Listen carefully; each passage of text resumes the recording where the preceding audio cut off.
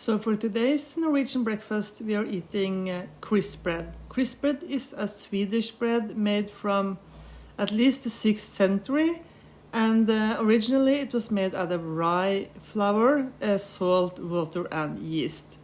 It was only made twice a year after the harvest and in the spring, and as you can see, it's hard as a rock, so you can just store it and eat it whenever you need it. 80% of Norwegians eat bread of some kind for breakfast. And today I'm eating my Crispbreads with brown cheese, which is a very Norwegian and South Korean actually popular cheese.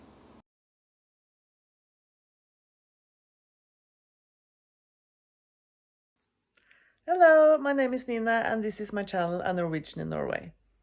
On this channel you will tag along with me on everything Norwegian. I will bake, cook, be out in nature, be at my cabin, show you nature, customs, culture, genealogy. So if you are interested in Norway and want to learn more, this is the channel for you.